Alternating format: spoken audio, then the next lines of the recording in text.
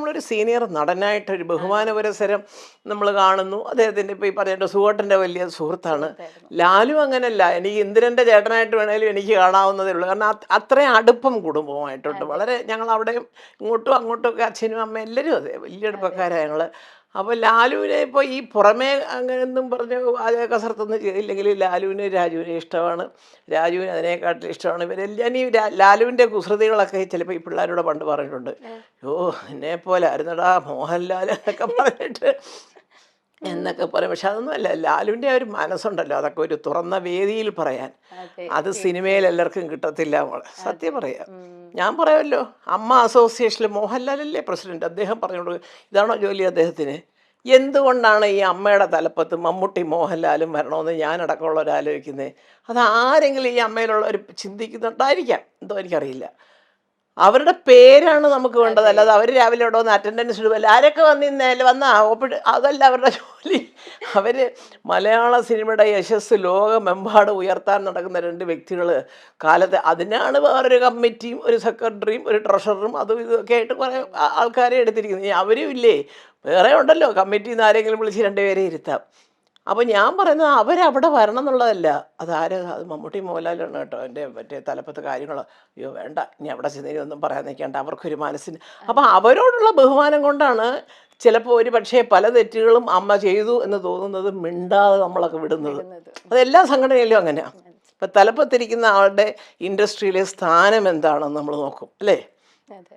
ഈ പറഞ്ഞതിൻ്റെ തൊട്ട് ജീവിതത്തിൽ ഒരു പടമറ്റം എടുത്ത് പൊട്ടി അടപ്പിളകി വീട്ടിൽ ഇരിക്കുന്നവൻ വന്ന് കടഞ്ഞിട്ട് നമ്മുടെ അടുത്തൊക്കെ പറയണം കേട്ടോ, നിങ്ങൾ പടമെടുക്കാൻ വരൂ എന്നൊക്കെ പറഞ്ഞാൽ, സാറൊരിക്കൽ പണ്ടെടുത്ത് ഇല്ലയോ ഒന്ന് എടുത്തു, എന്താ ചെയ്ത് അത് പോയി കൈ പോയി, അപ്പോൾ ഞങ്ങളും പോയാലോ എന്ന് എന്ന് എന്ന് അവ എന്നൊക്കെ ഉപദേശങ്ങൾ പോലെ ഉള്ളു മോളെ എല്ലാം. ഇതൊക്കെ പറഞ്ഞു കഴിഞ്ഞാൽ സത്യം പറയുമ്പോൾ ആർക്കും ഇഷ്ടപ്പെടത്തില്ല. എങ്കിലും ഞാൻ പറയുന്ന അതാണ്, മമ്മൂട്ടി മോഹൻലാൽ സംഘടനയിൽ ഇരിക്കുന്നു, പക്ഷേ അവിടെ എന്നും വന്ന് കാര്യങ്ങൾ നോക്കുന്നവർക്ക് തെറ്റുകൾ പറ്റുന്നുണ്ട്. ഞാൻ ഈ അടുത്ത കാലത്ത് പറഞ്ഞില്ല, എൻ്റെ താരണ്ട് അതെ. ചോദിച്ചു കുടുംബയോഗത്തിൽ ചേച്ചി പാട്ട് പഠിക്കും. ഏത് കുടുംബയോഗം? അല്ല അമ്മയുടെ അമ്മയ്ക്കൊരു കുടുംബയോഗം ഉണ്ടായിരുന്നു, ഞാനിവിടെ കൊച്ചിയിലുണ്ട്, ഞാൻ അറിഞ്ഞില്ല. അപ്പോൾ ചോദിച്ചപ്പം അന്ന് ബാബുരാജ് മാത്രം ഒരു ഉത്തരം പറഞ്ഞു, 4 പേരെ വെച്ച് ഏൽപ്പിച്ചു ഓരോരുത്തരെ ക്ഷണിക്കുക. അയ്യോ എൻ്റെ പൊന്നെ ചേച്ചി, ജഗദീഷും പറഞ്ഞു കേട്ടോ. ഞാൻ എനിക്കതിലൊന്നും പരാതിയൊന്നുമില്ല, അപ്പോൾ ചെറിയ കാര്യം നമ്മൾ പിന്നെ ഈ വയസ്സുകാലത്ത് ഇനിയിപ്പോൾ കുടുംബയോഗത്തെ. അപ്പം ഞാൻ കളിയാക്കി പറഞ്ഞ് ജഗദീഷിനോട് കൂടെ പറഞ്ഞു, അതിപ്പം ആരെയാണ് നിങ്ങളെ ഏൽപ്പിച്ചത്? പെണ്ണുങ്ങളാണെങ്കിൽ അവരൊരു പക്ഷേ അമ്മയെക്കാട്ടിൽ ആങ്ങളമാരെ ആയിരിക്കും ഇഷ്ടം, ആണുങ്ങളാണെങ്കിൽ അമ്മയെക്കാട്ടിൽ പെങ്ങന്മാരോടായിരിക്കും ഇഷ്ടം. ഇതുകൊണ്ടാണല്ലോ വിളിക്കാത്തത്. ഇതൊന്നും ഒരു കുറ്റമല്ല. വയസ്സുകാലത്ത് ഈ അമ്മമാരൊക്കെ വന്നിരിക്കുന്ന ഒരു ബുദ്ധിമുട്ടാണ് സത്യം. അയ്യോ അവർ വീഴുമോ അവിടെ കാണുമെന്ന് പിടിച്ചേരെ ഇറങ്ങി പോകുമ്പോൾ എന്നൊക്കെ പറഞ്ഞ് ഒരുപാട് കാര്യങ്ങളാണ്. അപ്പോൾ അതുകൊണ്ട് അതറിഞ്ഞ് നമ്മളങ്ങ് മാറി നിൽക്കുക. അതെ. കുടുംബയോഗത്തിൽ വല്ല പ്രത്യേകമായിട്ട് വല്ലതും ഉണ്ടെങ്കിൽ നമ്മൾ പോകും, സഹകരിക്കും, അതൊരു സംശയമില്ല. ചുമ്മാ അതൊരു മീറ്റിംഗ്, പിള്ളേരെല്ലാം കൊണ്ടൊന്ന് രസിച്ച്. ഇപ്പോൾ എൻ്റെ മക്കൾ തന്നെ ചിലപ്പം എവിടെ എല്ലാം പോകുന്നു, എന്തമ്മേ അമ്മയെ കാണേണ്ട സ്ഥലം, അമ്മേ അവിടെ പോകുമേ ഇവിടെ പോകുമേ ഹോങ്കോങ്ങിൽ. ഇപ്പോൾ പിന്നെ ഹോങ്കോങ്ങിൽ പോകാൻ 70ാമത്തെ വയസ്സിലേ നല്ല കാലത്തേ പോയിട്ടില്ല. ഇപ്പൊ ഒക്കെ പോവാ. ആ അതൊക്കെ വൈകിട്ടൊന്നുമില്ല. അത് ഞാൻ ഇപ്പോൾ പറയുന്നത് പിള്ളേരോട്, ആ, ഞാനും ഒന്ന് ലൈൻ മാറ്റാൻ പോവാ, യാത്ര, ഒരു ന്യൂ ജനറേഷൻ, ഒരു ഭയങ്കര നമുക്കൊരു വ്ളോഗ് ഒക്കെ തുടങ്ങാം. ആ അയ്യോ എൻ്റെ പൊന്നെ. ഹായ് ഗൈസ് എന്നൊക്കെ. അപ്പോൾ അതുകൊണ്ട് ഞാൻ പറയാൻ കാര്യം മോളെ എന്താണെന്നറിയാം, ഇപ്പം എമ്പുരാൻ്റെ കാര്യം തന്നെ എടുക്കുമ്പോൾ മമ്മൂട്ടിയും മോഹൻലാലും ഒക്കെ അഭിനയിക്കുന്ന ഒരു പടം നമ്മൾ അതിന് തന്നെ ഒരു വലിയ വാർത്തയാണ് അല്ലേ. അതെ. അപ്പോൾ അതിനകത്ത് പൃഥ്വിരാജ് ഡയറക്റ്റ് ചെയ്തു. പൃഥ്വിരാജിൻ്റെ ഒരുവിധം നന്നായിട്ട് അത്യാവശ്യമൊക്കെ പടം ചെയ്യാനൊക്കെ ഉള്ളൊരു കഴിവുണ്ടെന്നുള്ള 2 പടത്തിലൂടെ ഏറെക്കുറെ കുറച്ച് പേർക്കെങ്കിലും അറിയാം. അത് സമ്മതിക്കാൻ ഇതുപോലെ മോഹൻലാലിനെ പോലെ മനസ്സുള്ളവർക്ക്. അതെ. അല്ലാത്തൊരു എന്താന്ന് എന്നൊക്കെ പറയാം, അതൊക്കെ പറയും, അത് പറഞ്ഞോട്ടെ, അതൊന്നും നമ്മളിങ്ങനെ കേട്ടിങ്ങനെ കളയുക. അപ്പോൾ ഇത് രണ്ടും കൂടെ ആയപ്പോഴത്തേക്ക് സത്യം ഇത് എല്ലാവരുടെ നല്ല അന്തസ്സായിട്ട് എഴുതിയിരിക്കുന്നവരുടെയൊക്കെ കത്തുകൾ വായിച്ചാൽ നമുക്ക് ഭയങ്കരമായിട്ടൊരു അഭിമാനം തോന്നും. ചേച്ചി അതെ. ലാലേട്ടനെ പ്പെട്ട ഒരാളെ വെച്ചിട്ട് ഇങ്ങനെ ഒരു പടം ചെയ്യാനായിട്ട് പൃഥ്വിക്ക് ഒരു അവസരം കിട്ടിയത് തന്നെ വലിയ അതെ. ദൈവാധീനം. പക്ഷേ പൃഥ്വി നന്നായിട്ട് ചെയ്യും, ഞങ്ങൾക്ക് വി ഹാവ് ദ പൃഥ്വിക്ക് അതിൻ്റെ കഴിവുണ്ട്. കഴിവുണ്ട്. ഞങ്ങൾ അതുകൊണ്ടാണ് ആ പടം കാണാൻ ഇങ്ങനെ വെയിറ്റ് ചെയ്ത് എന്നൊക്കെ പറയുമ്പോൾ ഒരു വലിയ സന്തോഷമല്ലേ. പിന്നെ അപ്പോൾ അതുകൊണ്ട് തീർച്ചയായിട്ടും. തന്നെ ഈശ്വരൻ സഹായിച്ച് എമ്പുരാൻ നിങ്ങളെപ്പോലെ തന്നെ കേരളത്തിലും ഇന്ത്യയിലും ഇന്ത്യക്ക് പുറത്തും ഒരു ചർച്ചയാണ്. അതെ. അമേരിക്കയിൽ ആദ്യത്തെ ദിവസത്തെ ഷോയൊക്കെ ഞാൻ കാണിച്ചു തരാം വേണമെങ്കിൽ, എൻ്റെ ഫോണിൽ കിടപ്പുണ്ട്. അവര് ലണ്ടനിൽ കാണിച്ചതാണോ, സ്ക്രീനിൽ കാണിച്ചതാണോ? അല്ല, അവിടുന്ന് എനിക്ക് ഞങ്ങളുടെ കോളേജ് ഞങ്ങൾ ട്രിവാൻഡ്രം വിമൻസ് കോളേജ് ഗ്രൂപ്പുണ്ട്. അതിൽ പലരും അമേരിക്കയിലൊക്കെ ഉണ്ട്, എൻ്റെ സുഹൃത്തുക്കളൊക്കെ ഉണ്ട്, റാണി ജയശങ്കർ അവരൊക്കെ. അപ്പോൾ അവരൊക്കെ ഓരോ ഷോയുടെയും ടിക്കറ്റ് ബുക്ക് ചെയ്ത് പോയിരിക്കുകയാണ്, കിട്ടുന്നില്ല, ഫസ്റ്റ് ഡേ ഒന്നും കിട്ടുന്നില്ല. കിട്ടുന്നില്ല. അപ്പോൾ അതിനെക്കുറിച്ച് എഴുതി അയച്ചു.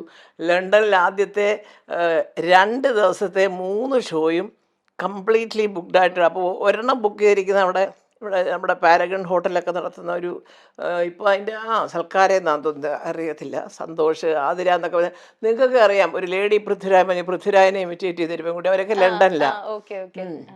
അവർ ഇങ്ങനെ ബുക്കിങ്ങിൻ്റെ.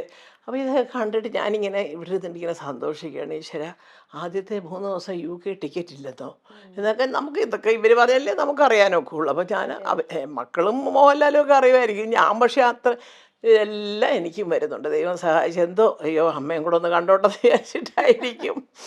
അതെല്ലാം കാണുമ്പോൾ കൂടുതൽ വിനയത്തോടുകൂടി ഈശ്വരനോട് പറയാണ്, ദൈവമേ, ശത്രുക്കളും മിത്രങ്ങളും ഉണ്ടെങ്കിലും ഇത് നമ്മുടെ ചോറാണ്, ഇതിനകത്ത് കരകയറ്റി വിടണം. ഇത്രയേ ഉള്ളൂ എൻ്റെ പ്രാർത്ഥന. ഇപ്പൊ ലാലേട്ടൻ ആ പ്രസ് മീറ്റിൽ തന്നെ രാജുവേട്ടനെ പറ്റി പറയുന്ന കാര്യം പറയുമ്പോൾ നമുക്ക് തന്നെ ഭയങ്കര സന്തോഷമാണ്. ലാലേട്ടൻ പറഞ്ഞിരിക്കുന്നത് ഇന്ത്യയിലെ ഏറ്റവും വലിയൊരു സംവിധായകനായി മാറും പൃഥ്വിരാജ് എന്നാണ് പറഞ്ഞിരിക്കുന്നത്. ഞാൻ കണ്ടു, അതെല്ലാം ഞാൻ ലാലുവിൻ്റെ എല്ലാം ഞാൻ കേട്ടു. ഒരുവിധപ്പെട്ട പ്രസ് മീറ്റിൽ പറഞ്ഞ കാര്യങ്ങളൊക്കെ കേട്ടു. ഇന്നലെ തന്നെ ആക്ടറായിട്ടാണോ ഡയറക്ടറായിട്ടാണോ ഇഷ്ടം എന്ന് പറഞ്ഞപ്പോൾ ആസ് എ പേഴ്സൺ അതൊക്കെ നല്ല ഒരു, അത് ശരിക്കും പറഞ്ഞാൽ അത് മോളെ അത് തോന്നിയാലും അല്ല, രണ്ടും അറിയാം എന്ന് പറഞ്ഞാലും അതിന് ഉത്തരവായി അല്ലേ. 2 തരത്തിൽ അയാൾ മിടുക്കനാണെന്ന് പറഞ്ഞാൽ മതി. പക്ഷേ അതിൻ്റെ അപ്പോഴാണ് അങ്ങനത്തെ ഉത്തരങ്ങൾ വരുമ്പോൾ മനസ്സിൻ്റെ അടിത്തട്ടിൽ നിന്ന് ആത്മാർത്ഥമായിട്ടുള്ള ഒരു ഉത്തരങ്ങൾ വരും. അതാണ്, അവിടെയാണ് നമ്മൾ മനസ്സിലാക്കേണ്ടത്. അതിപ്പം മമ്മൂട്ടിക്കും അറിയാം നന്നായിട്ട്.